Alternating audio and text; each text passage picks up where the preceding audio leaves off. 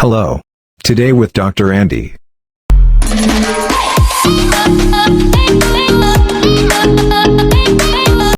Hi guys, nice to meet you again. I hope you just fine today and so am I. Sangat senang bertemu dengan Anda. Hari ini adalah pertemuan kita yang ke-11, our 11th meeting of English class of KMB Ministry English Club. Our topic today is simple present continuous tense in passive voice. And then we'll continue after we discuss the simple present continuous and then past continuous tense. Alright? We just go straight to the subject. Here it is. Yeah, passive voice. Simple present continuous tense. Passive voice. And active voice. Okay, so this is the active voice, the sentence of active voice. John is reading the newspaper. John is reading the newspaper. So this sentence is in simple present continuous tense. We're gonna change into passive voice. It sounds, the newspaper is being read by John. The newspaper is being read by John. Perhatikan sekali lagi ya. Jadi kalau Anda memang benar-benar mengikuti pelajaran ini, maka saya pikir gak ada sulitnya ya. I'm sure if you follow this lesson regularly, you will not have difficulties in building the sentence in passive voice. Nah, perhatikan di sini ya, the newspaper pada kalimat aktif itu kan sebagai objek. Kita letakkan ya objeknya itu di depan kalimat dalam bentuk passive voice ya, sehingga kalimatnya berbunyi the newspaper is, kembali kita gunakan verb to be. Again we use a verb to be ya, tentu verb to be nya dalam bentuk simple present karena memang kalimatnya dalam bentuk simple present continuous tense. Jadi verb to be tetap digunakan di sini, lalu ditambah dengan kata being ya, being lalu read verb 3. Jadi kata kerjanya kembali selalu bentuk verb 3 ya, by John. Nah, kalau kita ingin mengetahui pelaku daripada tindakan itu ya, the newspaper is being read by John. Surat kabar itu sedang dibaca oleh John. Itu artinya surat kabar itu sedang dibaca oleh John, karena yang kita diskusikan ini adalah tenses dalam bentuk simple present continuous tense ya. Dalam kalimat aktif tadi soalnya lalu kita ubah menjadi kalimat pasif ya.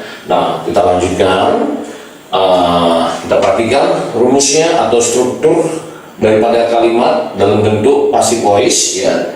Object plus verb to be plus being plus verb 3 plus by plus actor. Gampang ya? Oke, kita teruskan ya.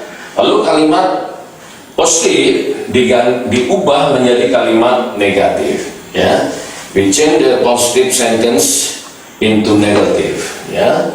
John isn't reading newspaper. John isn't reading the newspaper. Change to passive voice. The newspaper isn't being read by John.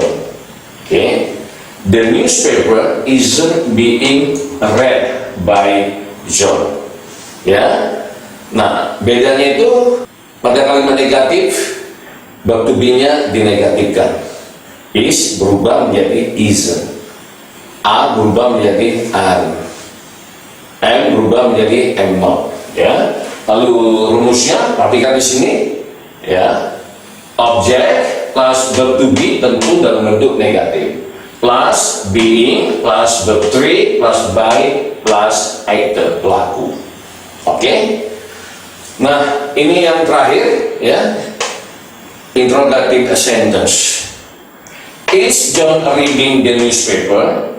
Apakah John sedang membaca surat kabar? Itu dalam kalimat aktif.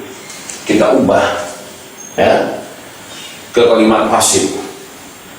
Is the newspaper being read by John? Apakah surat kabar itu sedang dibaca oleh John? Nah, Anda perhatikan di sini. Kembali kita letakkan verb to be di depan kalimat, lalu diikuti oleh objek, lalu being, lalu verb 3, by, dan John. Nah, sehingga dengan mudahnya kita membangun struktur atau rumusnya, ya, berbunyi verb to be plus object plus being plus verb 3 plus by plus actor question mark. Very easy, okay? Okay. In a simple present continuous tense. And now we wanna go deeper. We discuss this simple past continuous tense. Nah, saya akan memberikan latihan pada Anda. Saya sudah siapkan rumusnya, baik itu dalam kalimat positif, negatif, dan interrogatif, tapi dalam bentuk simple past continuous tense. Ya, nggak ada yang susah di sini. Kalau Anda disiplin mengikuti rumusnya, ikuti aja rumusnya.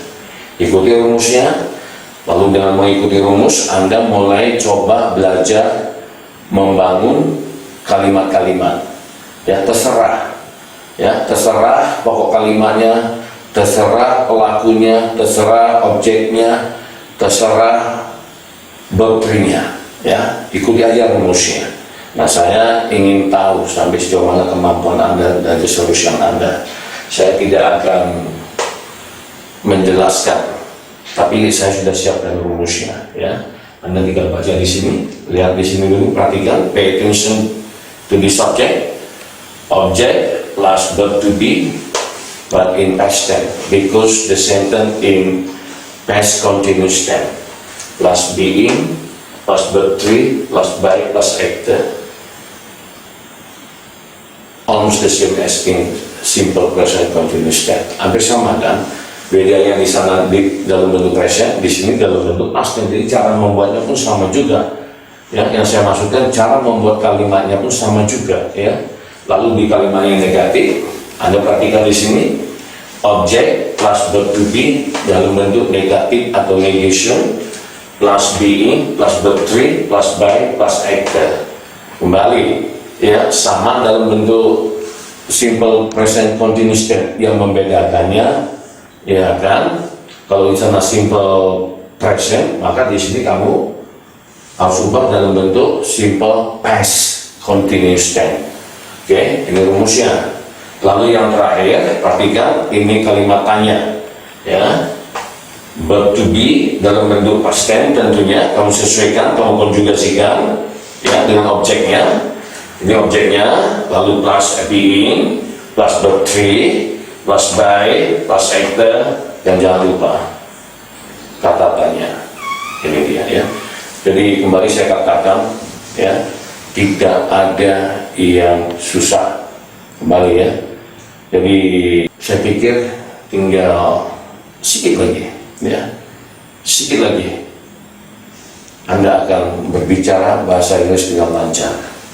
Ya, jadi simple present continuous tense sudah kita bahas. Lalu masuk kita dalam bentuk simple past continuous tense, udah kita bahas. Lalu tinggal future continuous tense, ya. Lalu setelah itu kita masuk dalam bentuk simple present perfect tense. Ya, tinggal beberapa tenses lagi. Artinya Anda akan mampu mengelilingi dunia, ya. Anda akan mampu membaca karya-karya tulis yang dipublikasikan dalam bahasa Inggris. Itu artinya kekayaan sudah di ujung mata Anda. Kembali saya katakan, Anda akan menjadi orang yang hebat. You will become a great people. Just 2 more steps, 2 langkah lagi. Be serious and be spirit. Thank you very much for your attention. See you next time. Bye-bye.